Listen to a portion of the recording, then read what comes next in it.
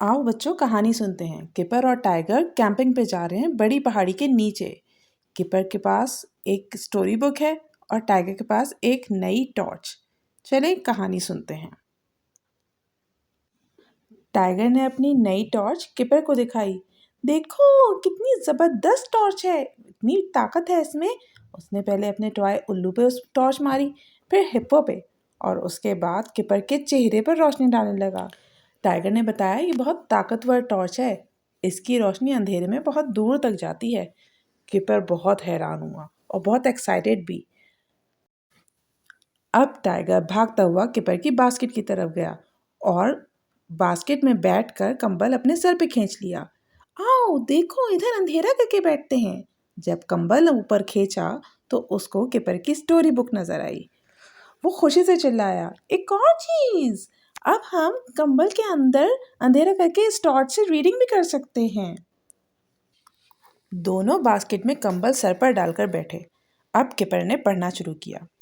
एक एक घने जंगल के दरमियान घुप अंधेरे दरख्तों के बीच में एक खतरनाक, खौफनाक, दहशतनाक।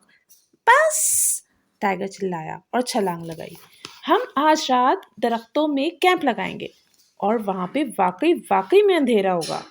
मैं भी अपनी बुक ले चलूंगा, किपर ने कहा।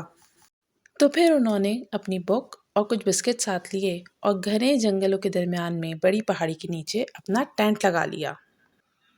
लेकिन जैसे जैसे अंधेरा होता गया, टाइगर ने सोचा कि शायद ये ज़्यादा अच्छा आइडिया नहीं था। अंदर आ जाओ, बिस्किट खाते हैं, किपर ने कहा। लेकिन टाइगर ने जवाब नहीं दिया। वो बहुत परेशानी से दरवाजे के बाहर देख रहा था। किपर, क्या तुम्हें लगता है कि यहाँ जंगलों में रीछ भी होंगे? नहीं, मुझे ऐसा नहीं लगता। किपर को अपनी कहानी पढ़ने की जल्दी थी और उसने कहानी पढ़ना शुरू की। एक घने जंगल के दरमियान घुप अंधेरे दरख्तों के बीच में एक खतरनाक, खौफनाक, दहशतनाक। लेकिन टाइगर अब तैयार नहीं था। उसने किपर से कहा कि वो दरवाजे के पास बैठ जाए और जैसे ही किपर ने दोबारा कहानी पढ़ने की कोशिश की, टाइगर ने टेंट की जिप बंद कर दी।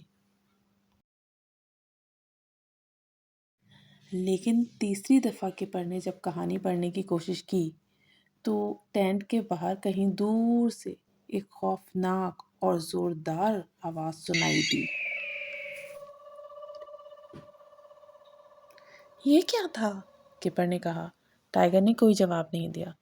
चलो उछल के देखते हैं, किपर ने सरगोशी की।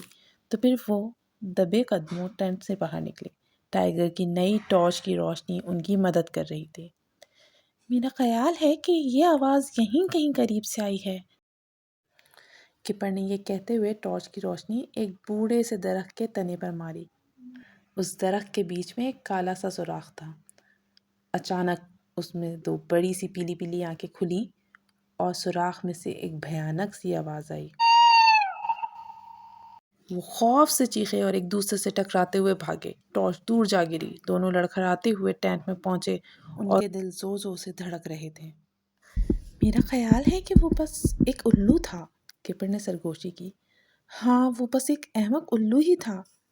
लेकिन इसी दौरान टाइगर के पीछे टेंट की दीवार पे किसी चीज़ का साया उभर रहा था। कोई चीज़ जिसके सींग थे।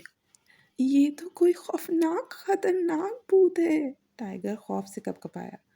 टेंट की दीवार पर नजर आने वाला साया बड़ा होता जा रहा था। फिर आहिस्ता आहिस्ता उसकी शक्ल ऐसी बन गई जिसको किपर ने पहले भी कहीं देखा था। किपर दबे पांव टेंट से निकला और चलता हुआ टॉर्च की रोशनी की तरफ बढ़ा। वहाँ टॉर्च की रोशनी में एक छोटा सा स्नेल था। किपर ने स्नेल को पकड़ लिया, टॉर्च उठाई और स्नेल को अपने पंजे पर चलने दिया। उसने गौर से देखा तो टॉर्च की रोशनी में स्नेल के सींग अंदर और बाहर मुड़ रहे थे। देखो टाइगर, मुझे खौफनाक और खतरनाक भूत मिल गया है। टाइगर ने कंबल के अंदर से झांक के देखा। उसने देखा कि ये तो स्नेल है। स्नेल का साया देखकर टाइगर को लगा कि वो बहुत बेवकूफ़ है। किपर ने कहा कि क्या मैं अपनी स्टोरी अब पढ़ सकता हूँ? लेकिन किपर अपनी वो स्टोरी नहीं पढ़ सका क्योंकि फिर وہ ٹائیگر کے گھر واپس گئے اور جہاں پر انہوں نے ٹائیگر کے بیڈ روم میں ٹینٹ لگایا، اور پھر وہ سٹوری کپر کے بجائے ٹائیگر نے پڑھی۔